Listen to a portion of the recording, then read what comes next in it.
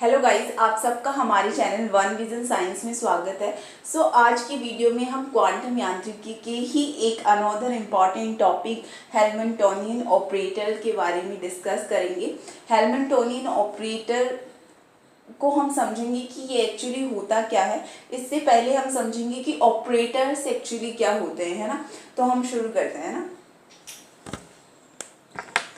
तो सबसे पहले तो ऑपरेटर एक बीजगणितीय टर्म होती है। ऑपरेटर एक बीजगणितीय टर्म होती है जिसको जो क्या करती है, एक फलन को, एक फंक्शन को दूसरे फंक्शन में चेंज करने का काम करती है।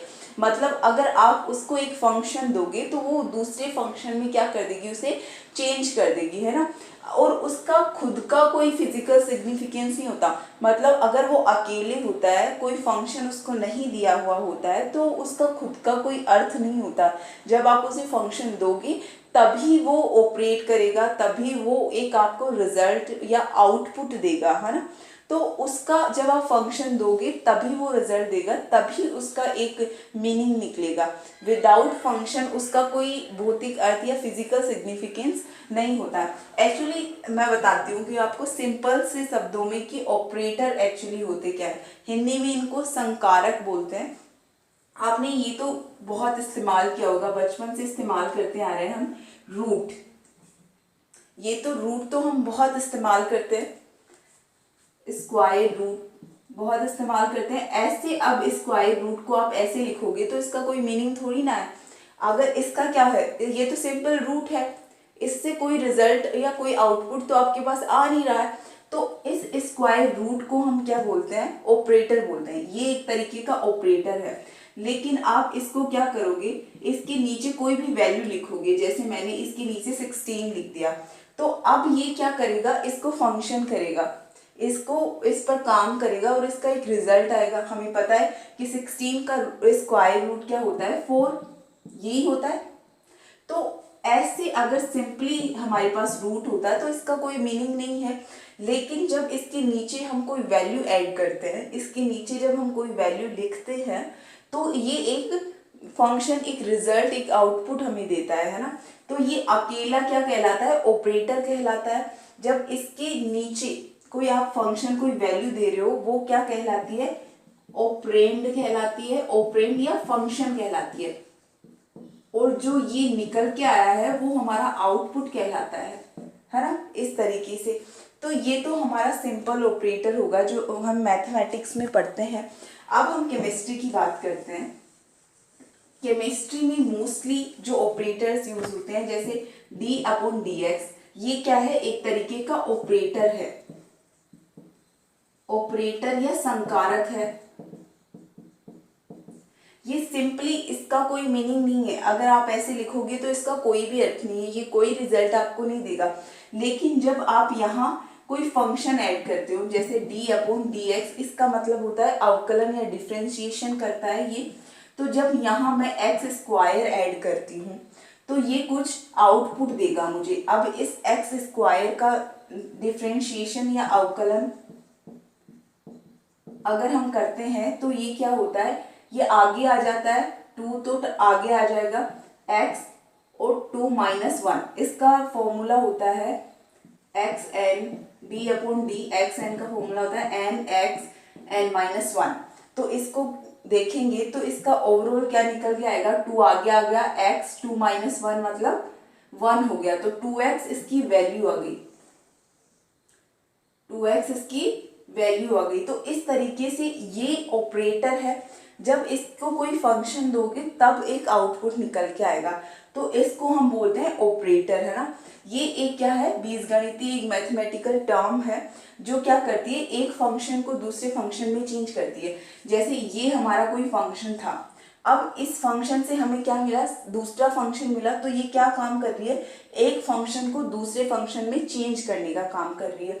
तो पहले वाली डेफिनेशन समझ में आ गई कि ये क्या करती है, एक फंक्शन को दूसरे फंक्शन में चेंज करने के लिए निर्देश या डायरेक्शंस देती है। यही बोलती है कि इसको क्या करना चाहिए।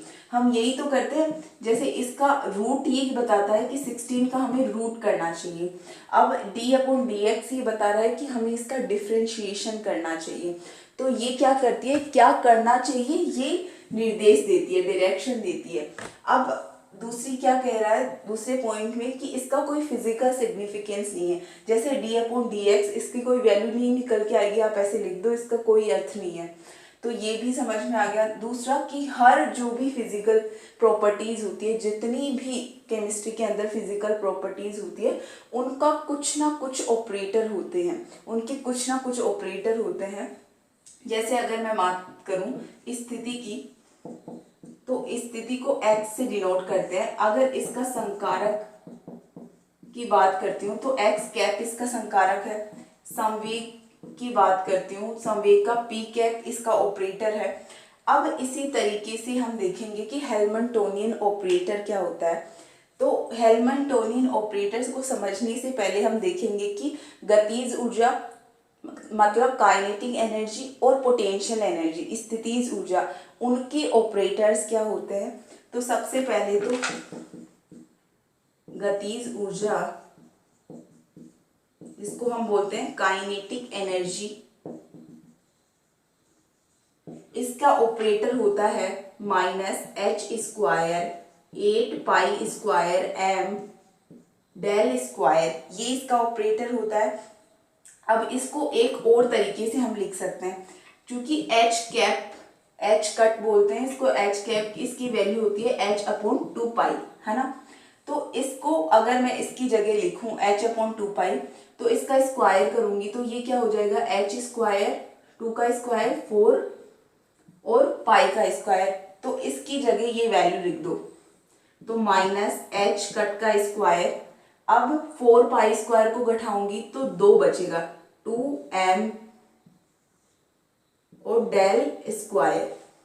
तो ये है काइनेटिक एनर्जी का ऑपरेटर। इसके साथ ही पोटेंशियल एनर्जी या स्थितिज ऊर्जा, ऊर्जा का ऑपरेटर V कैप होता है। तो ये हमें पता चल गया कि ऑपरेटर्स क्या होते हैं, और स्थिति का ऑपरेटर क्या होता है, संवेग का ऑपरेटर क्या होता है, गतिज ऊर्जा का ऑपरेटर क्या होता है और स्थितिज ऊर्जा का ऑपरेटर क्या होता है। अब हम बात करेंगे हेल्मनटोनियन ऑपरेटर की। तो हेल्मनटोनियन ऑपरेटर क्या होते हैं। हेल्मनटोनियन ऑपरेटर गतिज ऊर्जा, काइनेटिक एनर्जी और पोटेंशियल एनर्जी के योग को हम क्या कहते हैं, हेल्मनटोनियन ऑपरेटर। काइनेटिक एनर्जी के ऑपरेटर्स और पोटेंशियल एनर्जी का ऑपरेटर्स होते हैं, उनके योग को हम क्या कहते हैं, हेल्मनटोनियन ऑपरेटर। तो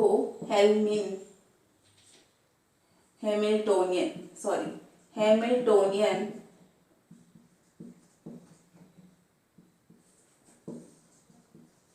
ऑपरेटर की हम बात करते हैं तो इसको H कैप से डिनोट करते हैं।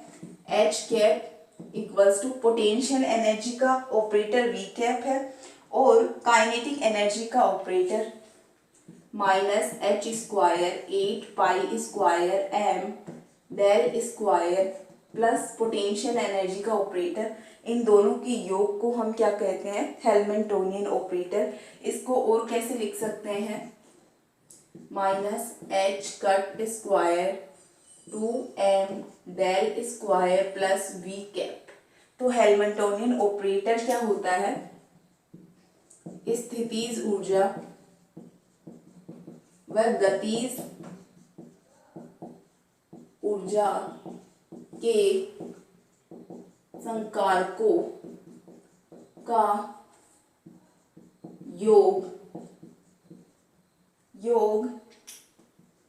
हैमिल्टोनियन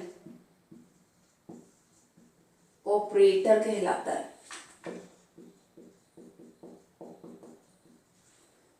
तो ये बेसिकली हमारे ऑपरेटर्स होते हैं।